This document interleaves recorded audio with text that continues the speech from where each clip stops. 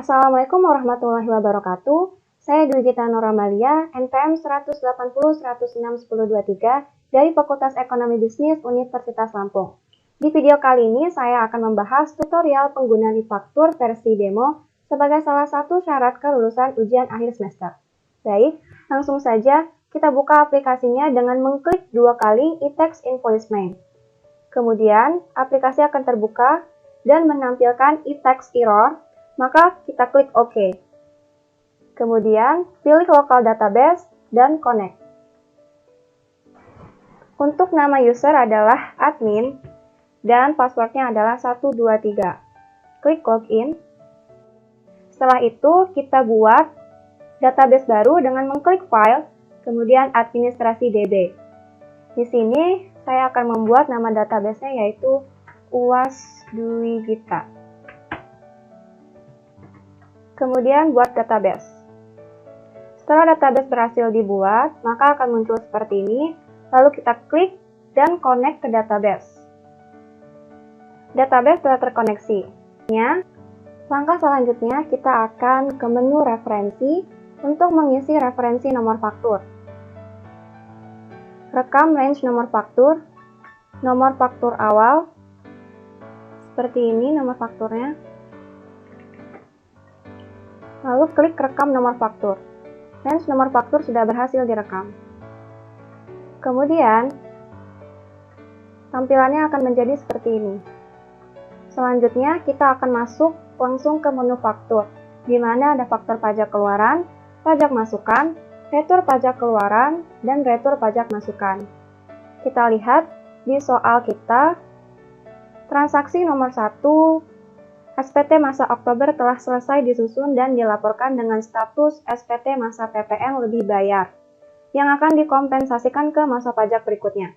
Untuk transaksi nomor 1 ini, kita akan input ke dalam SPT, sehingga tidak masuk ke dalam faktur pajak masukan maupun keluaran. Untuk transaksi nomor 2, menjual 5 paket, maka akan masuk ke dalam faktur pajak keluaran. Dengan mengklik faktur, lalu pilih pajak keluaran, dan memilih administrasi faktur. Kemudian rekam faktur. Masukkan semua transaksi yang berkaitan untuk transaksi nomor 2 ini. Lalu klik lanjutkan. Selanjutnya kita masukkan NPWP lawan transaksi, khusus di transaksi nomor 2 ini yang bersangkutan tidak memiliki NPWP, sehingga NPWP-nya kita nolkan saja. Kemudian masukkan nama PT-nya, alamatnya, klik lanjutkan. Lalu kita rekam transaksi. Masukkan kode barangnya. Lalu rekam barang atau jasa baru. Di sini kita masukkan harga jual barang tersebut, di mana harga jualnya adalah 5 juta rupiah. Tidak termasuk PPN sehingga tidak perlu di checklist. Lalu klik simpan. Oke. Jumlah barang yang dijual adalah 5 paket, sehingga totalnya 25 juta dengan pajak pertambahan nilai sebesar 2.500.000 dan tidak ada tarif PPN BM-nya. Kemudian klik simpan. Lalu kita akan mengisi kode jenis barang yang baru untuk print.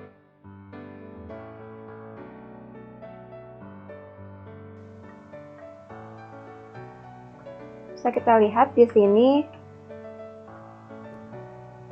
sudah.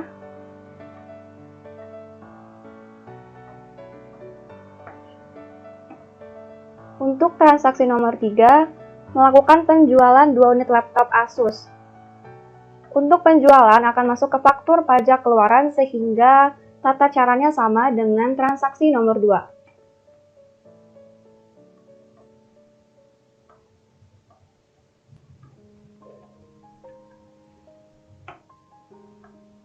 Lalu kita klik buat lawan transaksi baru untuk menginput NPWP yang baru. Namanya adalah PT AIUEO.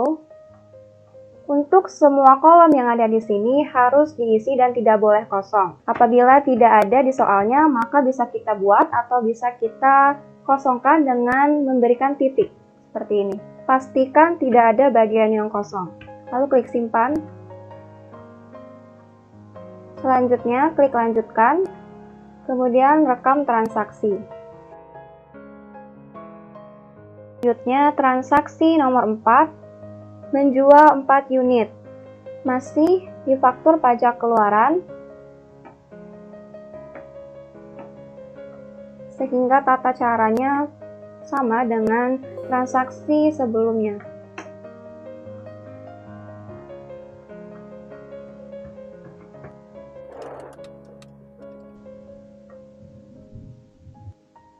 Selanjutnya untuk transaksi nomor 4, menjual 4 unit CPU ke Bendahara SD Negeri 55 Bandar Lampung. Ingat bahwa melakukan penjualan kepada bendaharawan sehingga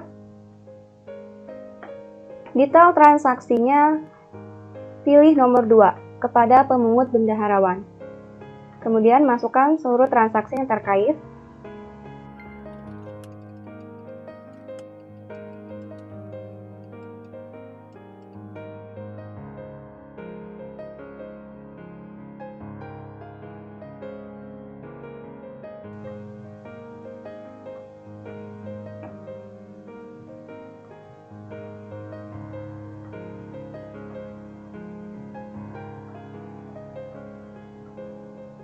Setelah seluruh transaksi kita masukkan, kemudian kita beralih ke transaksi berikutnya, yaitu transaksi nomor 5, melakukan pembelian laptop dari PT Asus.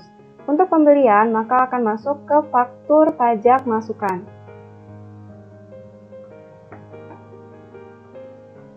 Kita ke menu faktur, kemudian pajak masukan, pilih administrasi faktur. Kemudian rekam faktur. Lawan transaksinya, kita input yang baru dengan mengklik buat lawan transaksi baru. Isi nama perusahaannya, dan saya ingatkan sekali lagi bahwa semua kolom ini tidak boleh kosong dan harus diisi. Input nama perusahaan, PP lawan transaksi, lalu input nama perusahaan, kemudian jalan,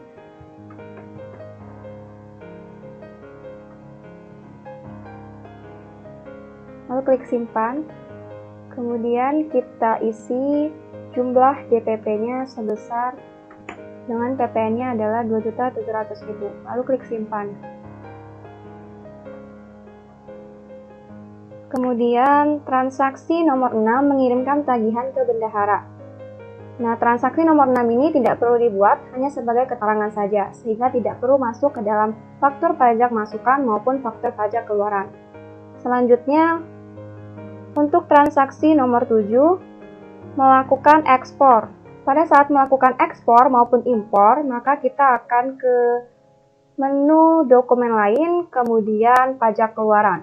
Ekspor merupakan penjualan sehingga pajaknya adalah pajak keluaran. Lalu klik rekam.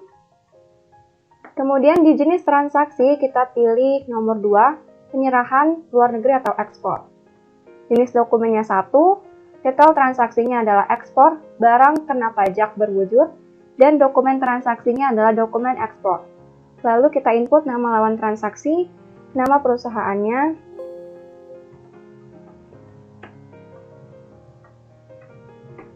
perlu diketahui bahwa pajak keluaran untuk ekspor adalah 0, sehingga dasar pengenaan pajaknya sebesar 7 juta, dan pajak pertambahan nilainya adalah 0. Lalu kita simpan. Transaksi berikutnya, transaksi nomor 8, terdapat faktur pajak yang belum dikreditkan dari masa pajak September 2020. Kita akan ke menu faktur, lalu pajak masukan, administrasi faktur, seperti transaksi nomor 5, yaitu rekam faktur. Kemudian kita isikan seluruh transaksi yang terkait dengan nomor 8.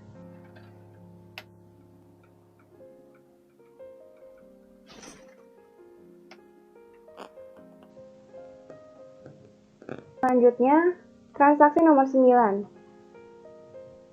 Untuk transaksi nomor 9 ini akan masuk ke dalam SPT dan tidak masuk ke dalam faktur pajak masukan ataupun keluaran sebagai pajak yang digunggung khusus untuk penghasilan kena pajak pedagang eceran. Sehingga sudah selesai semua transaksi-transaksi yang berkaitan dengan pajak keluaran dan pajak masukan yang telah kita input. Kemudian langkah selanjutnya yaitu kita akan mengupload faktur pajak yang telah kita buat. Klik faktur, kemudian pajak keluaran, lalu kita blok dan upload. Yes. Selanjutnya faktur pajak masukan, blok, lalu upload faktur.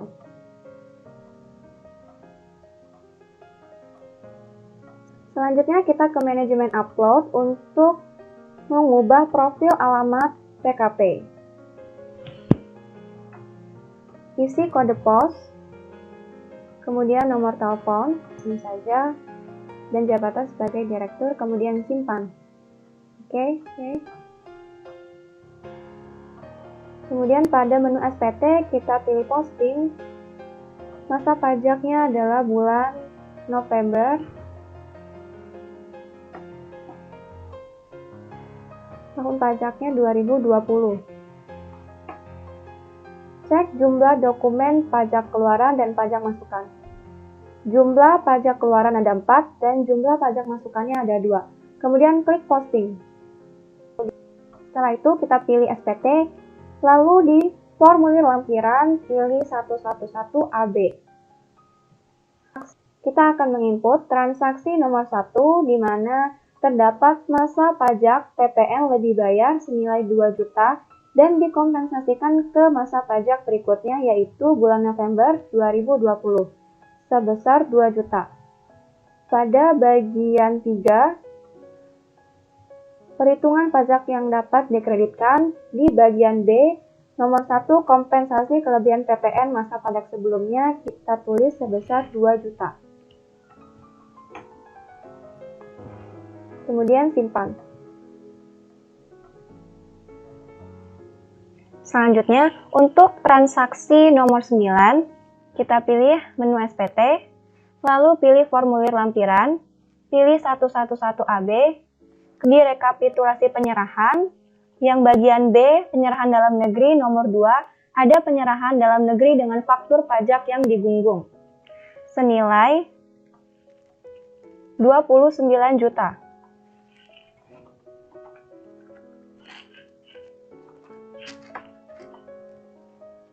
Setelah itu, kita simpan. Setelah data berhasil disimpan, maka kita kembali ke menu SPT, lalu ke formulir induk.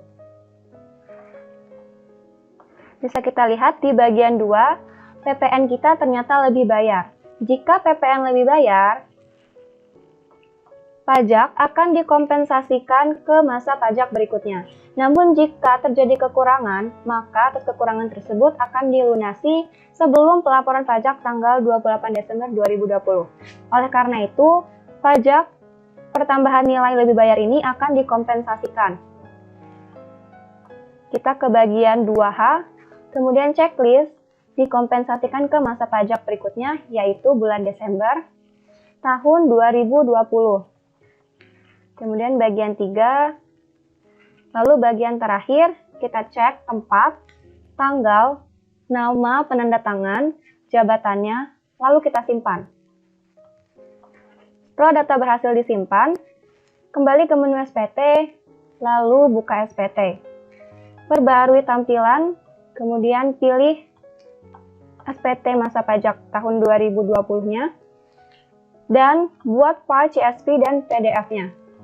Kemudian save. Jika sudah berwarna hijau seperti ini, artinya CSV berhasil dibuat. Oke. Kemudian kita cek file CSV kita. Seperti ini bentuknya. Seperti ini bentuk surat pemberitahuan masa pajak pertambahan nilai, masa pajak 11 atau bulan November di tahun 2020, di mana pajak pertambahan nilainya lebih bayar sebesar 2 juta Sekian tutorial penggunaan e-faktur versi dummy yang dapat saya sampaikan. Apabila terdapat kesalahan, saya mohon maaf, dan kepada Allah saya mohon ampun. Saya Dwi Gita Nuramalia mohon undur diri. Terima kasih dan wassalamualaikum warahmatullahi wabarakatuh.